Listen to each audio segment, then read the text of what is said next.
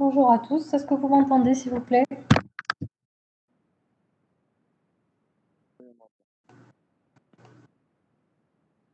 Allô, allô? Ouais, très bien. Ok. Ok, donc on va commencer le cours sans plus tarder. Alors aujourd'hui, ce sera le dernier cours. Donc ce cours-là, c'est les collections. Donc on va voir les collections un peu en général. On ne va pas rentrer dans les détails parce que les collections, c'est quand même, il y a beaucoup de structures.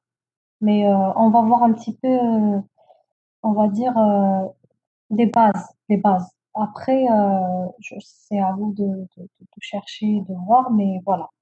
Donc, alors, je vais partager l'écran.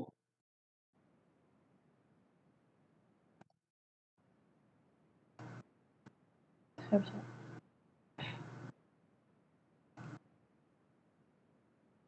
Donc là, tout va bien. Vous voyez l'écran. Ok. Donc, quand on parle de collection, en fait, on parle de tout ce qui est structure de données. Je pense que normalement, en algorithmique, vous avez déjà vu les structures de données. Donc, on a commencé par faire les tableaux statiques, ensuite on a fait les tableaux dynamiques. Il y a aussi, on a vu les listes chaînées qui se basent sur des principes de pointeurs. Puis, à partir de la liste chaînée, on a vu tout ce qui est pile et fil, qui sont des cas spécifiques de la liste chaînée, etc. Donc, normalement, vous connaissez ce genre de structure de données. D'accord? Voilà. Donc, en fait, les collections, justement, c'est tout ça. Donc, en Java, tout est, en fait, Java vous fournit des classes qui vous permettent de manipuler directement ces structures de données. D'accord? Sans les implémenter en dur ou quoi que ce soit. D'accord? Elles sont déjà implémentées au niveau de Java. Il suffira juste de les utiliser. Par contre, j'invite les gens qui ne comprennent pas le concept de ces structures-là à revoir un petit peu tout ce qui est notion d'algorithmique. D'accord? Donc là, alors pour les collections, c'est une application directe de la PO, c'est-à-dire on va voir les différentes classes et les différentes méthodes de ces classes-là. D'accord? Voilà. Donc, les interfaces de collection, donc en fait, on va parler un petit peu de la hiérarchie. D'accord? Avant d'arriver aux structures de base qui sont les listes, les piles, les fils, les vecteurs et tout ça. Donc, toutes ces structures de données dérivent des classes mères, d'accord? Il y a des classes abstraites, il y a des interfaces. Donc, la racine, c'est l'interface collection. C'est une interface, donc l'interface collection. Et elle a à l'intérieur, donc là, il y a plutôt deux catégories de collection, d'accord? Il y a deux catégories de collection. Donc, la première catégorie, c'est la catégorie collection. D'accord, la catégorie collection, c'est quand, par exemple, on veut regrouper des objets, d'accord, connus par ces éléments. Et il y a la deuxième catégorie qui est la map. Alors, la map, c'est un peu quand on parle de paire, c'est-à-dire que chaque élément est représenté par une paire clé-valeur. D'accord? Donc, la collection simple, c'est des éléments simples, d'accord? Les maps, c'est plus où chaque élément, on a deux données. On a la clé et la valeur. Euh, Telle que la clé représente la valeur. C'est-à-dire qu'en fait, dans ce genre de structure qui sont les maps, quand on veut chercher un élément, on le cherche à travers sa clé, d'accord?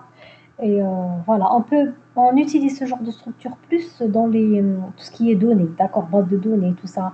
J'ai par exemple un étudiant qui est par exemple identifié par son matricule, donc je peux par exemple représenter la clé par le matricule et la valeur par l'étudiant, d'accord, ainsi de suite. C'est des petits exemples comme ça. Donc là, on est en train de voir ici que en fait, il y a 6 interfaces en tout. Il y a 6 interfaces qui représentent les collections. Donc, on a l'interface collection, d'accord? Donc, on a l'interface set et list qui hérite de collection et l'interface sorted set qui hérite de set. Là, la même chose, on a l'interface map et l'interface sorted map qui hérite de map. D'accord? Donc, ça, c'est les 6 interfaces de base dans les collections.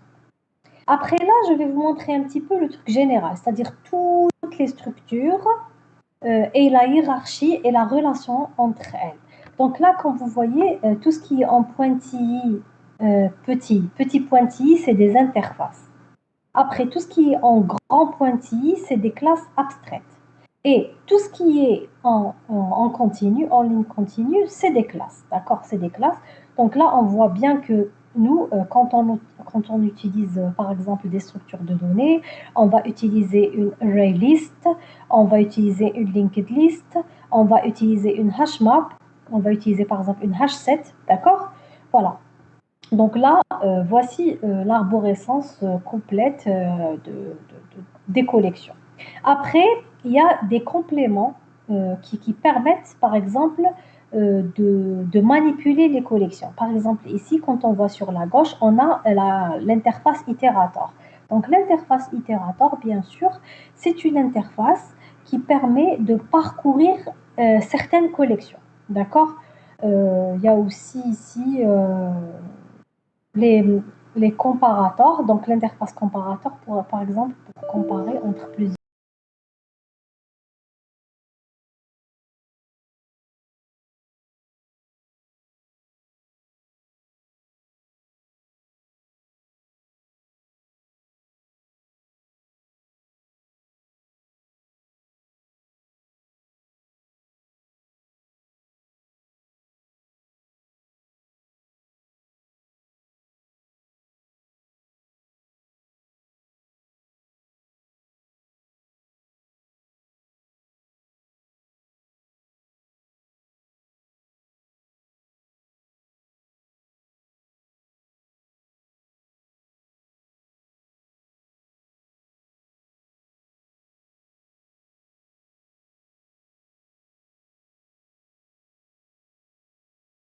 collections.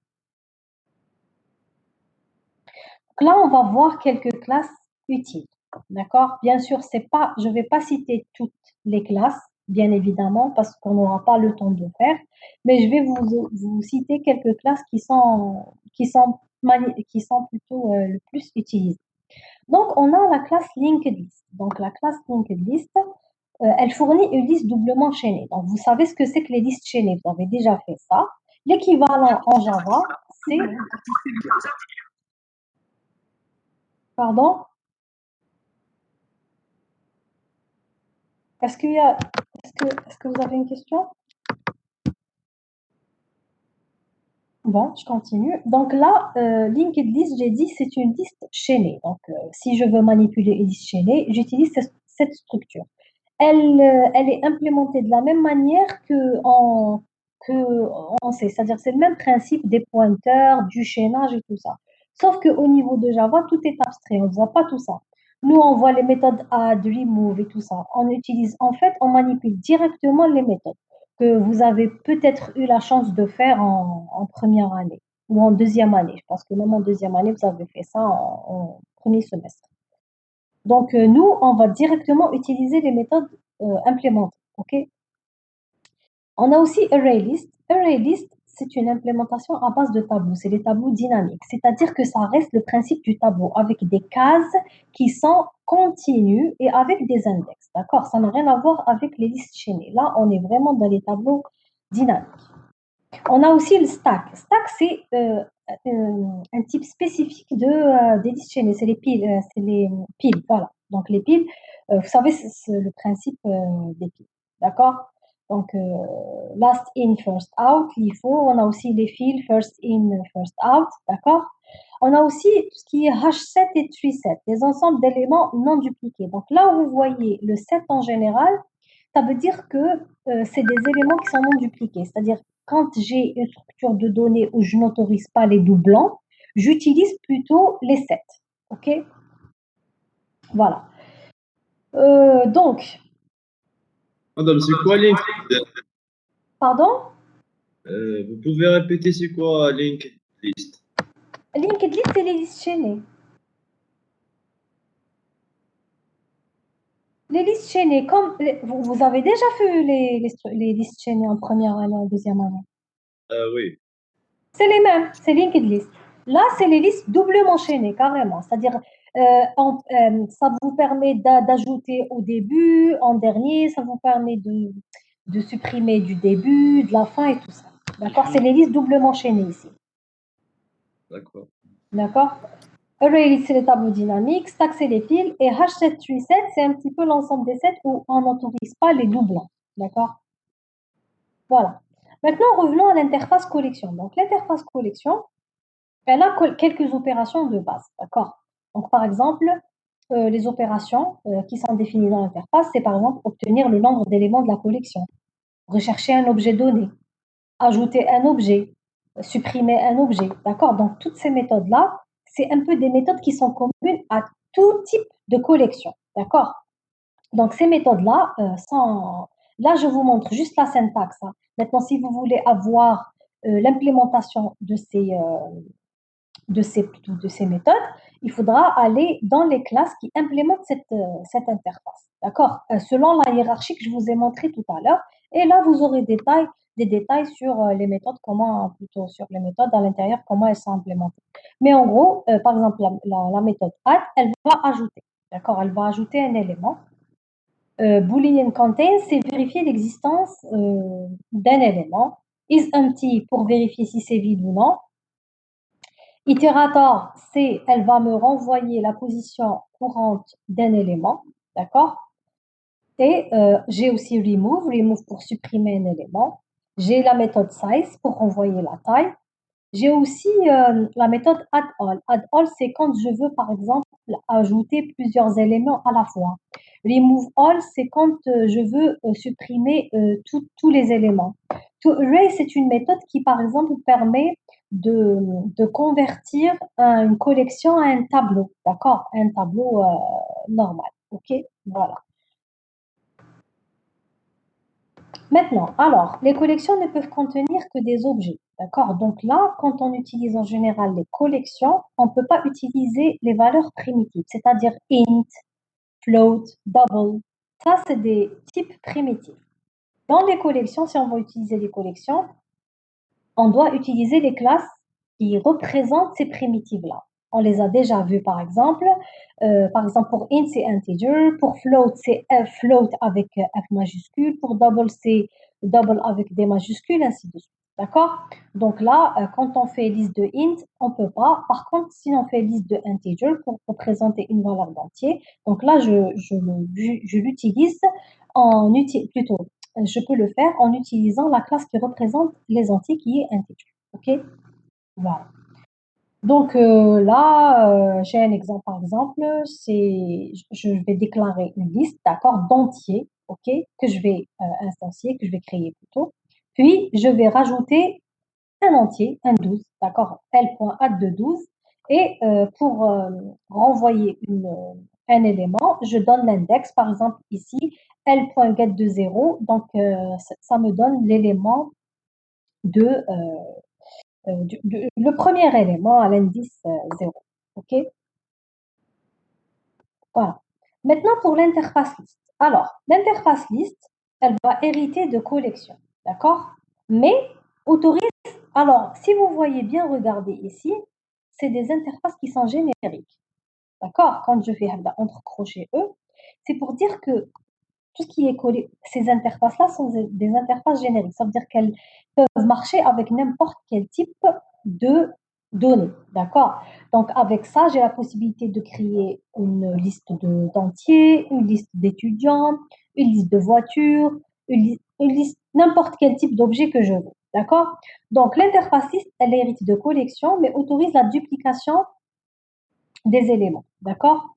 Donc là, euh, bien sûr, l'interface liste, contrairement à set, c'est ça la différence entre les deux. C'est que list, elle autorise la duplication des éléments. C'est-à-dire quand, par exemple, j'ai des données où je m'en fous, est-ce qu'il y a des doublons ou pas, j'utilise directement l'interface list. C'est une interface qui est intuitive, qui est comme, comment dire, elle représente un petit peu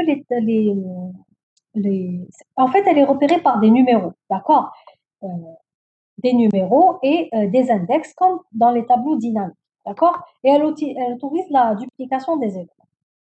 Donc, bien sûr, en plus des méthodes de collection, on a des méthodes qui sont spécifiques à la méthode liste. Par exemple, on a add où on spécifie l'index et l'élément. C'est-à-dire là, j'ai la possibilité d'ajouter à la ième position. D'accord? À la ième position, il suffit que je spécifie l'index. J'ai aussi ici la méthode get. Get, elle va retourner le ième élément de la liste. D'accord? J'ai aussi remove index qui me permet par exemple de supprimer le ième élément de la liste. Et j'ai aussi index of. Index of va me renvoyer l'indice de la première occurrence des éléments dans la liste. Donc, par exemple, quand je donne un élément, elle va me renvoyer son indice.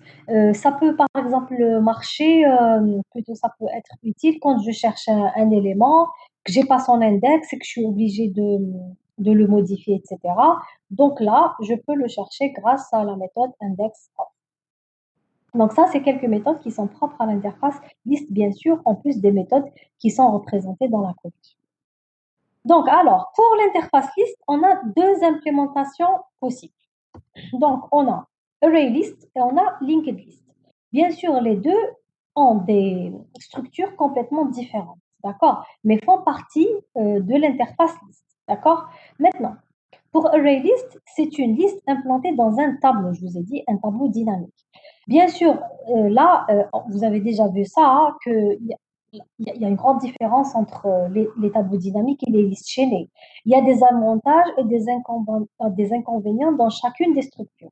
Donc là, par exemple, si on veut, quand est-ce qu'on utilise, par exemple, les tableaux dynamiques? Si, par exemple, je veux avoir un accès immédiat à chaque élément, par contre, quand je veux, par exemple, manipuler les ajouts et les suppressions dans ma liste, là, dans les array lists, c'est un peu lourd, d'accord?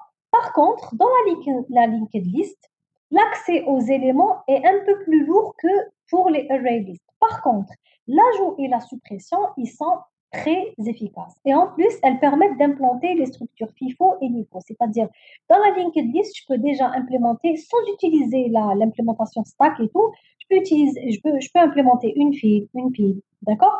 Donc là, tout dépend de ce que je veux faire avec mes données. Donc, si je veux avoir juste un accès immédiat et que je m'en fous de l'ajout et de suppression parce que je n'ai pas beaucoup, là, j'utilise directement les arrays. Par contre, si j'ai beaucoup d'ajouts et de suppression, là, il vaut mieux utiliser la linked list. OK? Donc, tout dépend des besoins de votre application. Bien sûr, pour la linked list, il y a des méthodes supplémentaires, bien évidemment, vu que c'est une liste doublement chaînée. Donc, grâce à ces méthodes-là, on peut implémenter les structures FIFO et LIFO. Par exemple, add first, c'est pour dire ajouter à la tête de la chaîne. Add last, c'est pour ajouter dans la queue de la chaîne. Get first, c'est pour récupérer de la tête de la chaîne.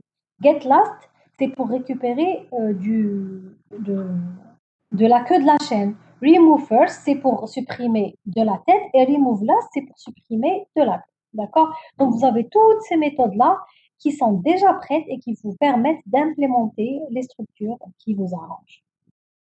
Il suffit juste de les utiliser. Alors, pour ArrayList, il y a aussi ces méthodes-là, d'accord? Donc, pour ArrayList, donc on a add, permet d'ajouter un élément. On a add élément avec une position pour ajouter un élément à la position pose. On a aussi get, donc get pour retourner l'élément à l'indice demandé. On a remove avec un indice. On a isEmpty, size et contains, d'accord? Donc là, c'est quelques méthodes les plus utilisées dans la array list, d'accord? Voilà. Donc là, ici, j'ai un exemple d'implémentation. Donc là, par exemple, j'ai la classe date avec trois paramètres, jour, mois, année. J'ai un constructeur. J'ai une méthode toString qui me permet d'afficher la date à l'écran. J'ai aussi une méthode lire. Alors, une méthode lire, qu'est-ce qu'elle va faire? Ici, elle va initialiser jour, mois, année à travers le clavier. D'accord? Donc, ça, c'est la classe date. J'ai aussi, bon, ça, c'est une classe classique, hein, d'accord? J'ai aussi la classe étudiant. Donc, la classe étudiant, j'ai nom, prénom, spécialité, date de naissance, qui est de type date. J'ai aussi une méthode lire qui va me permettre plutôt d'initialiser les attributs de ma classe. Et j'ai la méthode affichée. Donc, jusque-là, c'est deux classes ordinaires. D'accord? Maintenant, j'ai la classe liste étudiant. C'est une classe qui a comme attribut une liste d'étudiants. Comment on la représente? Avec une array list. Donc, je vais vers array list entre crochets étudiants. Je vous ai dit que array list, c'est une classe générique. C'est-à-dire, je peux avoir une array list de n'importe quel type que je veux. L'essentiel, il faut que ça soit une classe et non pas un type primitif. Donc là, je vais représenter une liste d'étudiants. Et ça, donc là, c'est le constructeur de ma classe. Puis, si je veux, par exemple, je peux, par exemple, implémenter une méthode pour ajouter un étudiant. Donc, à l'intérieur, je vais faire list.add2e. D'accord? List.add2e me permet d'ajouter un étudiant. Je peux aussi implémenter une méthode ajouter un étudiant poste à la position demandée. Donc là, je vais faire list.add_poste. OK. Euh, voilà. Donc là, ça c'est dans le cas où je précise le type de la liste. C'est-à-dire là, j'ai précisé que c'est étudiant. D'accord? Maintenant, si je vais par exemple faire ça, d'accord? Là, j'ai pas précisé, j'ai juste dit que c'est une liste, tout court. D'accord? Donc là, regardez, ce qui va changer, c'est que quand je précise pas, d'accord, quand je précise pas le type, ça veut dire que en fait, j'ai deux implémentations de la liste. On n'est pas obligé de préciser à chaque fois le type de données dans une liste. Parce qu'une liste peut accepter n'importe quel type de données. Je peux avoir une liste avec un integer, un étudiant, c'est-à-dire plusieurs types d'objets. D'accord? Comme je peux avoir une liste qui est homogène, où tous les éléments sont du même type. Donc, dans le premier cas, tous les éléments étaient de type étudiant. Par contre, dans ce cas-là, cela veut dire, si je ne précise pas le type, ça veut dire que ma liste accepte n'importe quel type. C'est pas, en fait, les éléments de cette liste ne sont pas homogènes euh, dans le type. D'accord? Donc là, euh, par exemple, pour récupérer les étudiants, je suis obligée de faire le cast. Pourquoi? Parce que il ne peut pas savoir. D'accord? Si je veux, par exemple, moi, j'ai déclaré ici la variable TMP de type étudiant. D'accord? TMP de type étudiant. Donc là, si je veux récupérer mes étudiants, d'accord, si je veux récupérer mes étudiants, là, je suis obligée de faire le cast pour qu'il n'y ait pas de souci. Parce que si je ne déclare pas ici que toute ma liste, elle est de type étudiant, ici, je peux avoir n'importe quel type. Donc, on risque d'avoir des problèmes. On risque d'avoir des éléments qui ne sont pas de type étudiant et donc, il y aura un souci après de conversion. C'est-à-dire TMP est de type étudiant et je vais récupérer list.get de i qui n'est pas de type étudiant et il y aura un souci. D'accord? Voilà. Euh, donc là, voilà. Après, si je choisis, si je dis que mes types, plutôt ma liste, elle est de type étudiant, là, ça pose aucun problème. Je n'ai pas de casse à faire ou quoi que ce soit. Là, je peux parcourir, bien sûr, ma liste, soit avec un, plutôt un compteur, comme on a l'habitude de faire avec le get de i, ou bien avec ça, d'accord? Vous connaissez cette boucle en Java for étudiant list, et là, je vais faire affiche un étudiant, donc je peux parcourir de cette manière, et là, j'ai pas besoin de cast.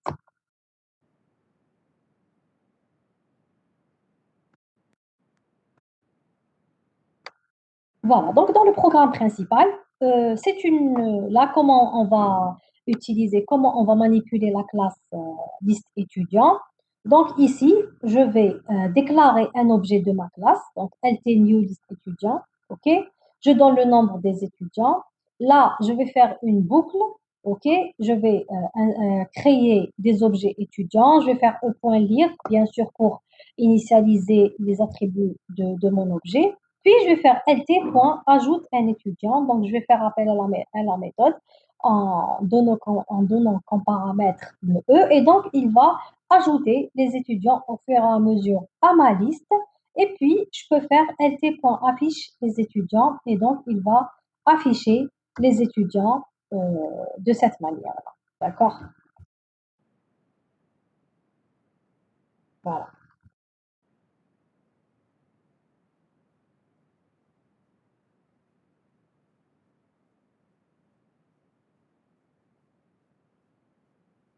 Alors, Excusez-moi.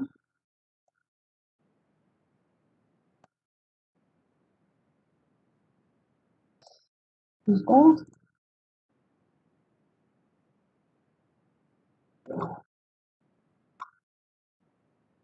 Alors, parce qu'il y a 2 versions de collection, donc 2 secondes.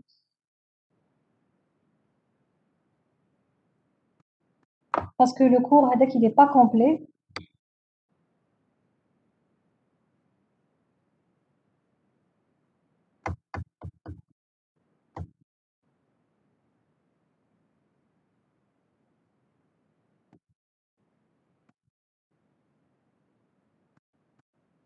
Voilà. Donc on continue.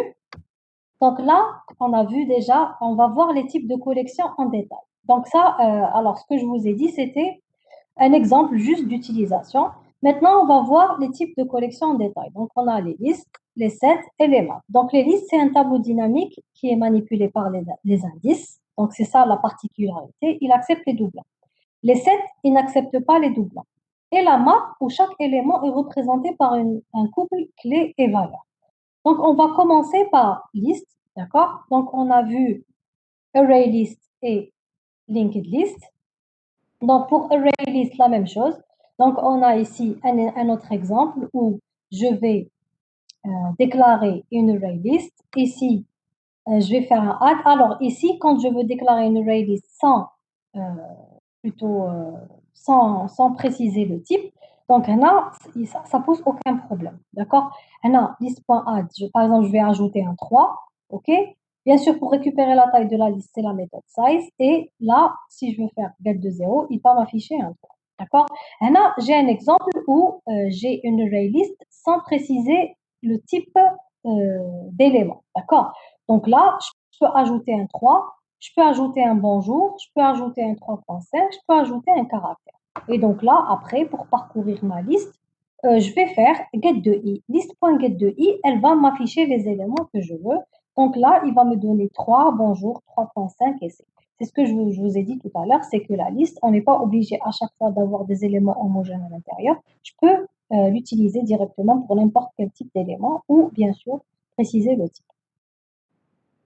Donc, pour les méthodes, on a vu le add, le remove. Il y a aussi la méthode set. Donc, la méthode set remplace la valeur de l'élément indice avec, c'est-à-dire si je veux par exemple modifier un élément de mon array list, je donne l'index et je donne le nouvel objet par lequel je veux remplacer. Et donc, il me permet de modifier cet objet.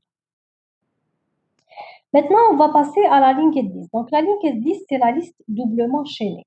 Donc, son implémentation, euh, donc là, par exemple, j'ai un exemple, 5, bonjour, donc, par exemple, un autre élément qui est float, et après, je vais faire list.get de i. Donc là, c'est la même chose, hein, d'accord? C'est-à-dire qu'ils vont nous donner le même résultat. Sauf que l'implémentation, ou plutôt, ce qui va changer, c'est plus dans le côté optimisation, d'accord? Quand je manipule les structures de données et que, par exemple, j'ai beaucoup d'ajouts et de suppressions, là, il vaut mieux utiliser la linked list. Après, si dans mon programme, je n'ai pas beaucoup de suppressions et d'ajouts, j'utilise les array lists. C'est-à-dire que le résultat est pareil, mais euh, à l'intérieur, c'est pas du tout le même principe d'implémentation au niveau du programme et de la mémoire. OK? Alors, pour la linked list, on peut la parcourir avec un itérateur aussi. Donc, l'itérateur, c'est quoi? C'est quoi? Donc, on a vu qu'on pouvait la parcourir avec la boucle, d'accord, avec le i, ou bien, je vous ai montré tout à l'heure dans la hiérarchie des classes qu'il y a une classe qui s'appelle itérateur. Cette classe permet de parcourir les linked lists. Donc, par exemple, ici, je reprends le même exemple, et là, au lieu d'utiliser un compteur, là, je vais créer un objet itérateur li que je vais initialiser au début de ma liste et ensuite, avec le while, je vais faire while li has next. While li has next, c'est-à-dire tant qu'il y a un prochain élément. D'accord? C'est un peu comme quand on parcourait les listes chaînées avec les pointeurs. Je ne sais pas si vous vous souvenez un petit peu de ça. Quand on parcourait les pointeurs, on mettait while P est différent de nul. D'accord? Pardon? Je n'entends pas. Allô? D'accord. Donc là, LI has next, c'est pour vérifier est-ce qu'il y a un prochain élément. S'il y a un prochain élément, qu'est-ce que je vais faire? Je vais l'afficher avec la méthode next, qui est une méthode euh, pro- euh, propre à l'itérateur. D'accord?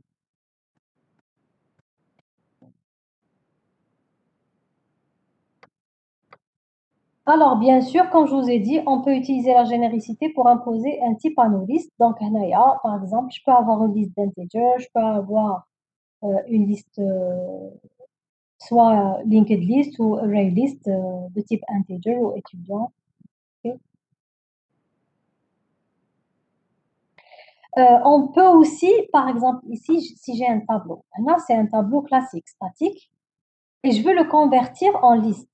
D'accord? Je peux le convertir en liste. Je peux, par exemple, créer une liste et à l'intérieur faire arrays.asList de table. Alors, arrays.asList de table, elle va me convertir mon tableau statique en une liste. En une liste, d'accord? Linked list. Comme ici, c'est une linked list. D'accord? Ou en plus simple, je peux faire directement arrays.asList de table. D'accord? Voilà, donc ça, c'est des méthodes que je vous donne un petit peu qui sont les plus utilisées, d'accord? Après, il n'y a pas que ça, hein. Il y a plein de méthodes que vous pouvez utiliser après. Vous pouvez faire des recherches pour ça. Maintenant, on va arriver à 7. Donc, on a vu tout ce qui est liste. 7 maintenant, donc, utilise une table de hachage. Elle n'autorise pas les doublons, comme je vous ai dit. Il y a les hash sets, les tree sets, les linked hash sets. D'accord? Il y a plusieurs structure. Donc, elle va utiliser une table de hachage. Ça veut dire quoi utiliser une table de hachage? Donc, en fait, ici, quand on insère des éléments, elle ne va pas les insérer comme par exemple dans le array list, d'accord? Ou la linked list où il y a par exemple des index. Elle peut le représenter par des index qui sont ordonnés 0, 1, 2, 3, 4, 5. Là, non. Chaque élément est représenté par un index qui est généré grâce à une fonction de hachage. La fonction de hachage, elle peut donner n'importe quel index, c'est-à-dire c'est de l'aléatoire. D'ailleurs, ici, j'ai un exemple, par exemple H7, là je vais utiliser H7, new H7, c'est un peu comme les heady, c'est un peu comme la array list, sauf que quand je fais des hâtes par exemple, ensuite je vais parcourir avec un itérateur, qu'est-ce qui va se passer? Là, regardez le résultat. J'ai le C, 69, bonjour. C'est-à-dire que l'ordre n'est pas le même que lors de l'ajout. D'accord? Alors que les listes, quand j'ajoute des éléments, ils vont apparaître dans le même ordre de l'ajout. Alors que ici, non. Ici, c'est un ordre aléatoire. Pourquoi? Parce qu'à chaque fois que j'ajoute un élément, son index, il est obtenu plutôt grâce à une fonction de hachage. OK? Voilà, donc c'est ce que j'ai dit. Madame, Oui, s'il vous plaît, c'est quoi l'intérêt d'avoir cette option? pardon? C'est quoi l'intérêt d'avoir cette option? C'est quoi l'intérêt? D'avoir cette option. Quelle option? La dernière, pour avoir un ordre aléatoire. Non, ça c'est une autre implémentation carrément, qui n'autorise pas les doublons, d'accord? Mais qui permet d'avoir des choses aléatoires pour ne pas justement avoir les index qui sont en continu. Comme ça, côté mémoire par exemple, je peux le faire de façon, c'est-à-dire sans me soucier de tout ce qui est mémoire et tout ça, d'accord?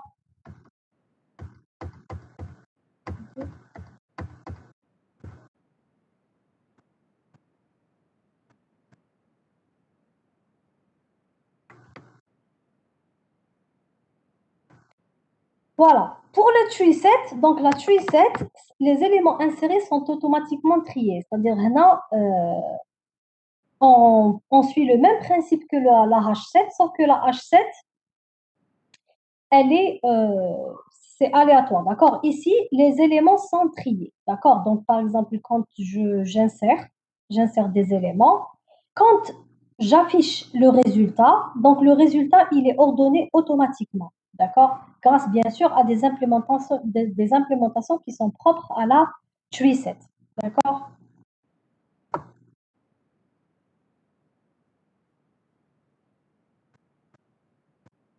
Et pour répondre à la question de l'étudiante, alors, pour ce genre de structure de données, les sets en général, il y a parfois des programmes où on a besoin de tout ce qui est fonction de hachage.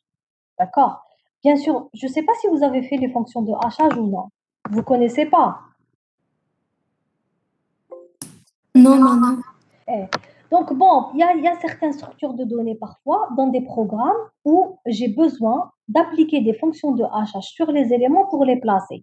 Donc, c'est pour ça que les sets ont été implémentés de cette manière-là. D'accord? Elle est un petit peu différente pour éviter à l'utilisateur d'appliquer des fonctions de hachage avant d'ajouter les éléments, etc. D'accord? Il y a des programmes qui se basent sur tout ce qui est fonction de hachage. Surtout dans le programme de sécurité, tout ce qui est cryptographie et tout ça, ils utilisent beaucoup les hachages, les fonctions de hachage. Donc, c'est dans ces moments, plutôt, c'est dans ces cas-là où on a besoin de ce genre de structure. Voilà, maintenant, on va passer à la map.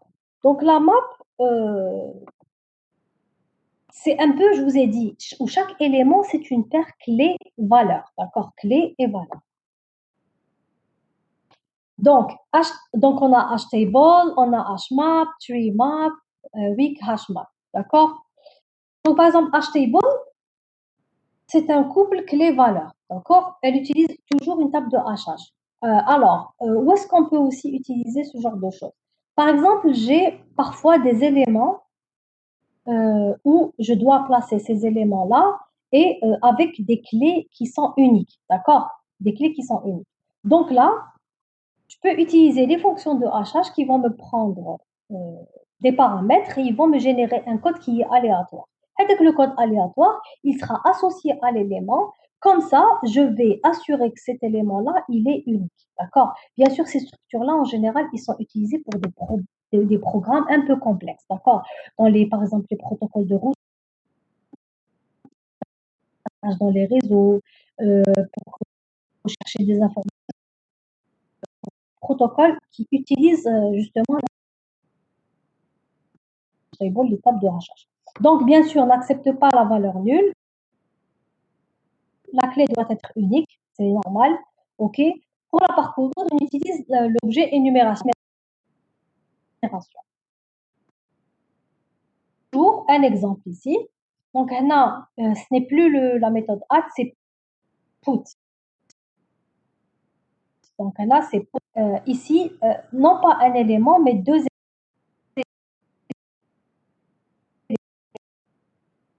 éléments.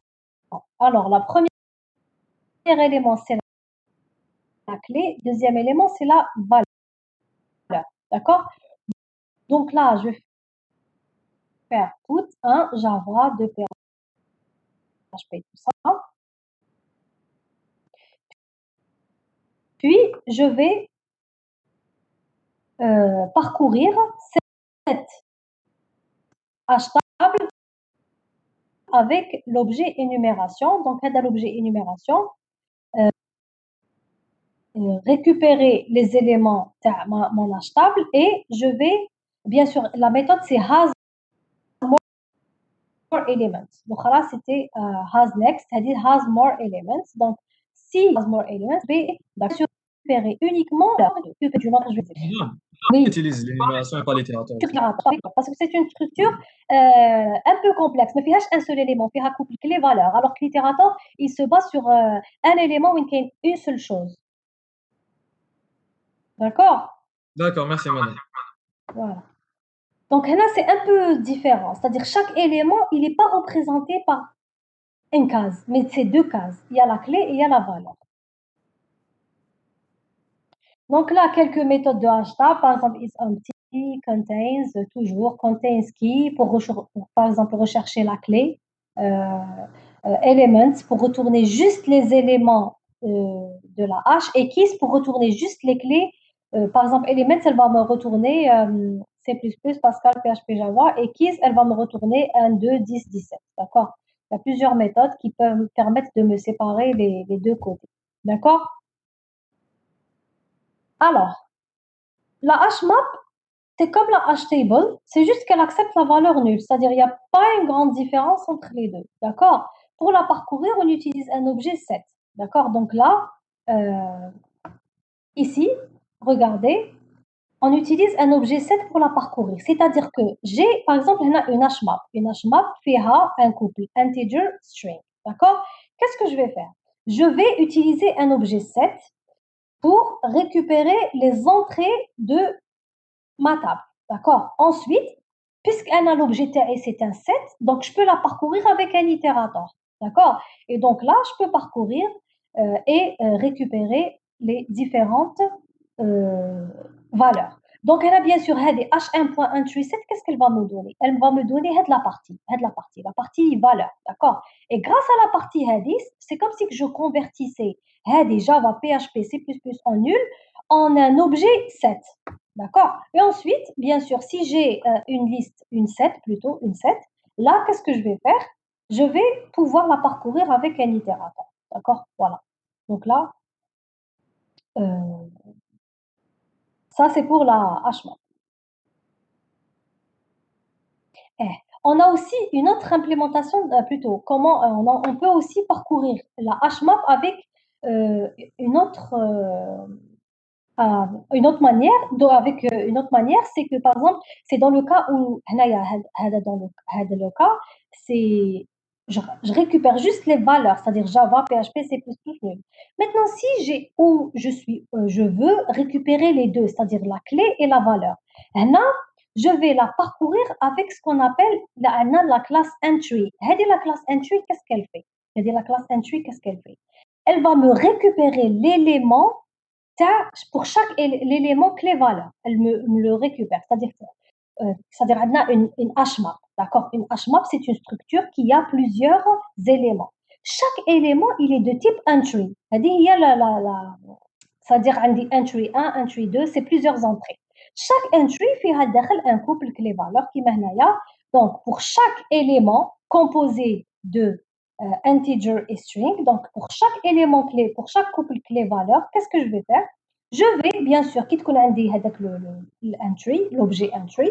Alors, l'objet entry, je peux avoir get key et get value. Ça, c'est dans le cas où je veux récupérer les deux. D'accord? Maintenant, j'utilise la boucle avec la classe entry. OK? Voilà.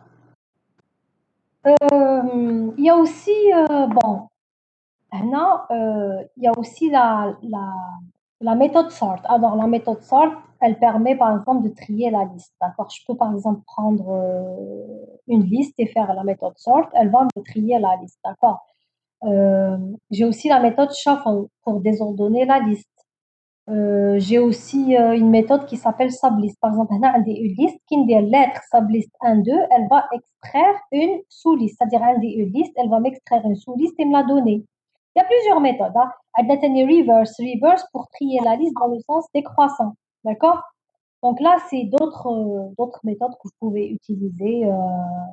Euh, c'est parmi les plus utilisées, on va dire. D'accord?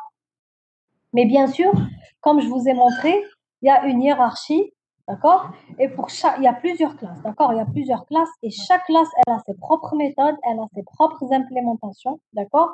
Donc, il y a pas mal de choses c'est-à-dire si vous voulez voir plus ou là, vous pouvez voir au niveau, vous pouvez chercher sur Internet, vous allez trouver plein de détails par rapport à ces structures-là. Moi, je vous ai donné vraiment comment dire, vraiment la base, d'accord? Pour que vous puissiez démarrer, d'accord? Après, si vous voulez vous approfondir vos connaissances par rapport aux collections, vous pouvez toujours voir au niveau de Internet, il y a tout. Hein. Chaque liste, chaque collection, elle a ses implémentations, elle a toutes les méthodes avec toutes les syntaxes et tout ça, d'accord? Voilà. Ça, donc ça, c'est par rapport aux collections. Ok. Alors, je vais voir le chat. Donc ici, début, le chapitre est inclus dans l'examen. Alors, est-ce que vous avez des questions, s'il vous plaît? Allô? Est-ce que vous m'entendez, s'il vous plaît? Oui, madame. Oui. Alors, est-ce que vous avez des questions par rapport aux collections? Donc, bon, les collections, c'est clair que c'est des choses nouvelles. C'est-à-dire, c'est pas vraiment, c'est pas des concepts que vous allez apprendre. Ce qu'on a fait aujourd'hui, c'est une application. Je vous ai juste présenté quelques méthodes que vous allez trouver sur Internet. C'est-à-dire, mais qu'il n'y a aucun concept à comprendre ou quoi que ce soit. D'accord? C'est des méthodes qui existent que vous allez utiliser directement. D'accord? C'est-à-dire pour bien comprendre. Après, il faut juste euh, comprendre un petit peu la différence entre les différentes structures. C'est vrai qu'il y a des structures qui maintenant, vous allez utiliser plus les array lists, les linked lists. Tout le reste en général, vous allez peut-être l'utiliser plus tard quand vous allez vous spécialiser pour de vrai. Mais j'aimerais quand même que vous ayez une idée sur la map, sur la H7 et tout ça. Hagda plus tard, vous savez déjà qu'il y a ce genre de structure que vous pouvez utiliser. D'accord? Voilà. Donc, madame, est-ce que le chapitre est inclus dans l'examen?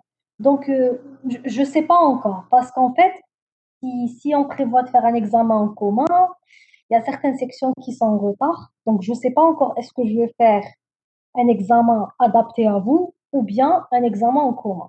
D'accord? Je ne sais pas. Mais de toute façon, même si c'est inclus, ça ne va pas porter sur... non, ça va être une question peut-être ou pas plus. D'accord? Oui, ça sera un QCM. Ça sera un QCM. Après, si ça sera inclus ou non, je ne sais pas. Je ne sais pas. Donc, je ne sais pas encore. Je ne sais pas. Je vais voir. Si j'opte pour le commun, ça sera probablement non inclus.